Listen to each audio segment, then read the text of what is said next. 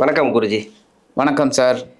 சுக்கிர பகவானுடைய பயிற்சி இந்த ஏப்ரல் மாதம் 20ஆம் தேதி வரக்கூடிய சுக்கிர பகவானுடைய பயிற்சி என்ன நட்சத்திரத்தில் ட்ராவல் பண்ணுறாரு அவர், அதனுடைய காரகத்துவம் என்ன அப்படிங்கிறது மட்டும் ஒன்று சொல்லிடுங்க. இந்த சுக்கிர பகவான் பயிற்சி பார்க்குறதுக்கு முன்னாடி ஆன்மீகம் ப்ளஸ் நேயர்கள் எல்லாருக்கும் ஜோதிட குருஜியின் இனிய வணக்கங்கள், வாழ்த்துக்கள், ஆசீர்வாதங்கள். இந்த சுக்கிர பகவான் அப்படிங்கிறது காலச்சக்கர தத்துவத்தின்படி 2-7க்கு அதிபதி. ரொம்ப அற்புதம். இப்போ சந்தோஷக்காரகன். அந்த வகையில் அவர் மேஷ ராசியை விட்டு விலகி இப்போ ரிஷபராசிக்கு வரப்போகிறார். ரிஷபராசி அப்படிங்கிறது அவரோட ஆட்சி வீடு. ஒவ்வொரு ராசிக்கும் ஒரு நல்ல நல்ல பலன்களை தான் கொடுக்க போகிறார். ஏன்னா சந்தோஷக்காரகன் 1-2 இடம் தான் கொஞ்சம் சுமாரான இது. மற்றபடி எல்லாருக்குமே இந்த உலகத்தில் ஜீவராசிகள் எல்லாமே சந்தோஷமாக இருக்கக்கூடிய ஒரு கிரகம் அப்படின்னு பார்த்தீங்கன்னா இந்த சுக்கிரன் தான். அந்த வகையில் இந்த சுக்கிரபகவான் ரிஷபராசியில் இருந்துக்கிட்டு என்னென்ன பலாபலன்களை கொடுக்க போகிறார் அப்படிங்கிறத நம்ம இப்போ பார்ப்போம். ரிஷபராசிக்கு வரக்கூடிய இந்த சுக்கிர பகவான், அதாவது ஆட்சி பெறக்கூடிய சுக்கிர பகவான், கால சக்கர தத்துவப்படி முதல் ராசியாக இருக்கக்கூடிய மேஷ ராசிக்கு எப்படி இருக்கும்? ஏன்னா 2ஆம் அதிபதினு சொல்லக்கூடிய 7ஆம் அதிபதினு சொல்லக்கூடியவர். இது என்ன மாதிரியான மாற்றங்களை கொடுக்கும்? இந்த சுக்கிர பகவான் இது வரைக்கும் அவரோட இந்த மேஷ ராசிக்கு ஜென்ம ராசியில் இருந்தார். ஜென்ம ராசி அப்படிங்கும்போதே ஓரளவுக்கு நல்ல ஒரு இது இருந்தது. ஆனால் இப்போ அவங்களுக்கு கொஞ்சம் மேஷராசிக்கு டென்ஷன் தான். ஏன்னா 3ஆம் இடத்துல குரு, விரைய சனி, ஏகப்பட்ட குழப்பங்கள், நிறைய பேருக்கு ஒரு உத்தியோகத்தில் ஒரு மாற்றங்கள் இந்த மாதிரிலாம் இருக்குது. இருந்தாலும் ஃபினான்ஷியலி கொஞ்சம் ட்ரபிளாக இருந்தால் கூட சந்தோஷமாக அனுபவித்தாங்க. ஏன்னா ஹெட்டில் சுக்கிரன் அப்படிங்கிறனால ஓரளவுக்கு நன்மைகள். இப்போ அவர் 2ஆம் இடத்துக்கு வரப்போகிறார். 2ஆம் இடம் அப்படிங்கிறது தனவாக்கு குடும்பஸ்தானம். அந்த வகையில் தனவரவு தாராளமாக கிடைக்கும். ஆனால் என்ன ஒன்று, இந்த இடத்துல சனி பகவானோட 3ஆம் பார்வை விழுது. அதனால் கொஞ்சம் அந்த லேசினஸை எடுத்துடணும். இவங்க எப்போவுமே இவங்க சாதாரணமாக வேகம் மிக்கவர்கள். அதோடு இந்த விவேகத்தையும் அவங்க எடுத்துக்கிட்டாங்க அப்படின்னா தனவரவு தாராளமாக கிடைக்கும். அதேமாதிரி மேஷராசினர்கள் எப்போவுமே கொடுத்த வாக்குறுதிகளை காப்பாற்றுறதுல அவங்கள அடிச்சுக்கிறதுக்கு ஆளே கிடையாது. அந்தளவுக்கு ஏன்னா சொல்லிட்டா அதை கரெக்டாக செய்வாங்க, இல்லைன்னா சொல்ல மாட்டாங்க. அந்த மாதிரி ஒரு கேரக்டர். அடுத்தபடியாக குடும்பத்தில் கொஞ்சம் அட்டாச்மெண்ட்டு. இவங்களுக்கு என்ன ஒரு இதுன்னா, இந்த ஒரு குடும்பத்தில் இல்லற வாழ்க்கையில் அந்த கணவன் மனைவி உறவு அப்படிங்கிறது ரொம்ப புனிதமானது. அந்த வகையில் இவங்களுக்கு அதை எக்ஸ்போஸ் பண்ண தெரியாது. என்ன அப்படின்னா ஒரு வேகம் அப்படிங்கும்போது குடும்பத்தில் எப்போவுமே குடும்பத்தில் முக்கியமானது என்னென்னா வேகம், விவேகம் அதெல்லாம் விட பாசம் தான் எப்போவுமே. அதான் தாயார் ஸ்தானம். அந்தமாரி பாசம், இவங்களுக்கு பாசத்தை வெளிக்காட்ட தெரியாது. மற்றபடி இவங்க தங்கமானவர்கள்.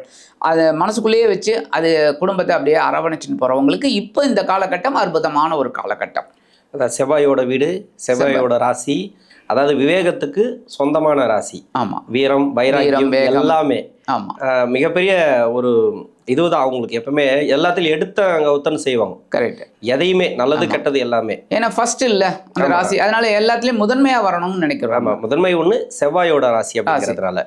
இன்னொன்று 2ஆம் இடத்துக்கு வரக்கூடிய இந்த சுக்கிரன். ஆனால் நட்சத்திரம் பார்த்தீங்கன்னாக்கா சூரியனோட நட்சத்திரம், சந்திரனோட நட்சத்திரம், இது எல்லாமே சுக்கிரனுக்கு பகை கிரக நட்சத்திரம். 3மே ஆப்போசிட் தான். ஆனால் அந்த இடத்துல தான் உச்சமடைகிறாரு, இது ஆட்சி அமைக்கிறாரு பாருங்க. ஆமாம். இன்னொன்று என்னன்னாக்கா சனி பார்வை அந்த இடத்துல இருக்கு. இப்போ திருமண ரீதியாக ஒரு சில முன்னேற்றங்களை கொடுக்குமா? திருமண ரீதியாக எப்படி இருக்கும்? கணவன் மனைவிக்குள்ள ஒற்றுமை, இல்லை திருமணம் முயற்சி பண்ணக்கூடியவர்களுக்கு எப்படி இருக்கும்? கண்டிப்பாக இப்போ திருமண யோகம் கைகூடும். ஏன்னா 2ஆம் இடம் அப்படின்னாலும் சனி பகவானோட பார்வை விழுறது அதெல்லாம் கரெக்டு. இருந்தாலும் குடும்பம், அதாவது அந்த இடத்தோட காரகத்துவமே தன வாக்கு குடும்பம். ஸோ குடும்பம் அமையறதுக்கு வாய்ப்பு இருக்குது. அதே சமயம் இந்த இடத்துல பார்த்திங்கன்னா ரொம்ப நாளாக கல்யாணம் ஆகாதவங்களுக்குலாம் டக்குன்னு நல்ல வரன் அமையறதுக்கு வாய்ப்பு இருக்குது. ஏன்னா குரு மாறப்போகிறார் இப்போ. அப்போ எல்லாமே அவங்களுக்கு ஒரு ஃபேவரபுளாக நடக்கும். கடன் பிரச்சனை, நிறைய பேருக்கு கடன் தொல்லை இருக்குது. இதில் தசாபுத்தி சரியில்லைனாலும் கடன் பிரச்சனை வந்திருக்கும். 7.5 சனி ஆரம்பிச்சனாலையும் கடன் பிரச்சனை வந்திருக்கும். அது 11ஆம் இடத்துல வரும்போதே சனி பகவான் கடன் அமைப்பை கொடுத்துட்டார். இப்போ 7.5 சனி வந்த பிறகு கடன் சுமை குறையுமா? இந்த சுக்கிர பயிற்சியாவது ஒரு நல்ல மாற்றத்தை கொடுக்குமா? ஏன்னா 2ஆம் இடம் இல்லையா, ஒரு பொருளாதாரத்தை கொடுக்கணும், ஆட்சியாக வராருங்க. அதனால கேட்குறேன். உழைக்கிறதுக்கு ஏற்ற ஒரு வருமானம் கண்டிப்பாக இவங்களுக்கு கிடைக்கும். ஆனால் நீங்கள் கேட்ட மாதிரி கடன் சுமை நல்லா குறையுமா அப்படின்னு பார்த்தீங்கன்னா ஓரளவுக்கு குறையிறதுக்கு வாய்ப்பு இருக்குது. ஏன் அப்படின்னா வருமானம் அப்படிங்கிறது இப்போ நம்ம கடன் சுமை 2.5 வருஷம் 5 வருஷமாக வச்சுன்னு இருக்கோம். அப்படி இருக்கும் பட்சத்தில் ஒரு 25 நாளில் இந்த சுக்கிர பகவான் அந்த 5 வருட கடனை அடைக்கக்கூடிய ஒரு வாய்ப்பை கொடுப்பாரான்னா கண்டிப்பாக கொடுக்க முடியாது. ஏன்னா ஓரளவுக்கு வருமானம் வரும், கடனை ஓரளவுக்கு அடைப்பாங்க, கொஞ்சம் நிம்மதியாக இருக்கக்கூடிய ஒரு வாய்ப்பு கண்டிப்பாக இருக்கும். இவங்க என்ன பண்ணணும்னா வர்ற வருமானத்தை எந்த கடன் வந்து இவங்களுக்கு ஒரு ட்ரபிள் கொடுக்குறதோ அதை அடைக்கிறது ரொம்ப விசேஷம். அதான் முக்கியமான கடன் ரொம்ப. ஏன்னா 7.5 சனினால நிறைய பேருக்கு வந்து கேட்கக்கூடாதவங்களாம் இப்போ கேட்பாங்க. ஆமாம், இவ்வளோ நாளாக சும்மா இருந்திருப்பாங்க, கரெக்ட். இப்போ தான் கடன் கொடுங்க, கொடுத்த கடன் கொடுங்க, இல்லைனா வாங்கின கடன் கொடுங்க, ஏதோ ஒன்று இவங்களை போட்டு இம்சை பண்ணி விட்ருவாங்க. அது மாதிரி இருக்கும். இன்னொன்று, உடல்நலம் சம்மந்தப்பட்டது மட்டும் சொல்லுங்களேன், இந்த மாதம் எப்படி இருக்கும் அப்படின்னு. அதாவது இந்த சுக்கிர பயிற்சிக்கு உடல் ஆரோக்கியம்ங்கிறது முன்னை விட இப்போ கொஞ்சம் பெட்டர் அப்படிங்கிற மாதிரி இருக்கும். ஏன்னா ரொம்ப டென்ஷனில் தான் இருக்காங்க. இவங்களுக்கு உடல் ஆரோக்கியம் ஒன்றும் பெரிய பாதிப்பை கொடுக்கல. ஆனால் இவங்களுக்கு என்ன ஒரு இது அப்படின்னா கொஞ்சம் டென்ஷன் தான். ஏன்னா பணம் இல்லை, பணம் வரவு இல்லை, அதுதான். ஏன்னா 3ஆம் இடத்துல குரு இருந்துக்கிட்டு தனக்காரகனே அவர் தான். ஸோ என்னதான் முட்டி மோதி அவங்க முயற்சி பண்ணினா கூட 12ஆம் இடத்துல இருக்கிற சனி பகவான் அவங்களுக்கு கொஞ்சம் ஃபேவரபுளாக இல்லை. அதனால் செலவு தான் ஆகிட்டே இருக்க தவிர அந்த கையிருப்புன்னு சொல்லுவாங்க பாருங்கள், அது கரைஞ்சின்னு இருக்கே தவிர ஒரு வருமானம் நிலையாக வரல. அதனால தான் இவங்களுக்கு ஒரு பெரிய பிரச்சனை. அந்தளவுக்கு உடல் ஆரோக்கியம் இவங்களுக்கு பரவாயில்லைங்கிற மாதிரி இருக்கும் இந்த சிச்சுவேஷன். வேலையை மாற்றணும் அப்படின்னு நினைக்கக்கூடியவர்களுக்கு இப்போ நிறைய பேருக்கு வேலை பிரச்சனை கொடுத்துருக்கு. சமீப காலமாக ராகு தசையில் இருக்கிறவங்களுக்கு வேலை பிரச்சனை வந்திருக்கு. இன்னொன்று, தொழில் அப்படின்ட்டு ஒன்று ஆரம்பிக்கலாமா அப்படின்ட்டு ஒன்று வந்திருக்கு. இனம் புரியாத ஒரு உணர்வு இப்போ. ஏன்னா இப்போ கொஞ்ச நாளாகவே வேலைக்கு போயிட்டு இருந்தவங்களுக்கு திடீர்னு ஒரு பிஸ்னஸ் பண்ணலாமா, ஒரு தொழில் பண்ணலாம், ஏதோ ஒன்று அவங்களுக்கு வந்து யாராவது ஒருத்தர் ஐடியா கொடுத்துருப்பாங்க. ஐடியா கொடுக்குறது மட்டும் இல்லை, கொடுத்த பிறகு இவங்களுக்கு டவுட் வந்துட்டு இருக்கோம், இது பண்ணலாமா வேணாமா. ஏன்னா 7.5 சனி இருக்குல்ல, இவருக்கு ஒரு அலர்ட் பண்ணோம். கரெக்ட். இந்த மாசத்துல, அதாவது இந்த சுக்கிர பயிற்சிக்கு வந்து தொழில் ரீதியாக எப்படி இருக்கும், இன்னொன்று வந்து வேலையை மாற்றக்கூடியவர்களுக்கோ இல்லை வேலையை எதிர்பார்க்கக்கூடியவர்களுக்கோ எப்படி இருக்கும்? முதல்ல சொல்லணும்னா தொழிலில் இருக்கிறவங்களுக்கு பரவாயில்லைங்கிற சிச்சுவேஷன் தான் இருக்கும். ஏன்னா அவங்களுக்கு இன்னும் வந்து ஒரு பெரிய அளவில் ஒரு விடியல் கிடைக்கல கொஞ்சம். ஏன்னா 7.5 சனி ஓடிட்டு இருக்கிறவர்களும் கொஞ்சம் தொழிலில் பாடுபட்டால் தான் முடியும். அதே மாதிரி குருவும் ஃபேவரபுளாக இல்லை. தொழில் பரவாயில்லை, சர்வைவ் பண்ணுற மாதிரி போகும். புதிய முதலீடு அதெல்லாம் புகுத்துறது இப்போ வேண்டாம், அந்தளவுக்கு பண்ணாமல் ஓரளவுக்கு பண்ணலாம். 2வது, உத்தியோகத்தில் இருக்கிறவங்க தயவு செய்து அவங்க அப்படியே மெயின்டைன் பண்ணுறது ரொம்ப நல்லது. இல்லை வேறு வழி இல்லைங்கிறவங்க மட்டும் மாறிக்கிறது பரவாயில்லை. ஏன்னா ரொம்ப டென்ஷன், அந்த உத்தியோகத்தில் வீண் பழி அவமானங்கள்லாம் வருது, ஏதோ ஒன்று சம்திங் இன்னும் நம்ம அங்கே இருந்தோம்னா பிரச்சனை வந்துடும் அப்படிங்கிற மாதிரி இருக்கிறவங்க வேணால் இடமாற்றம் பற்றி யோசிக்கலாம், உத்தியோக மாற்றம் அந்த மாதிரி.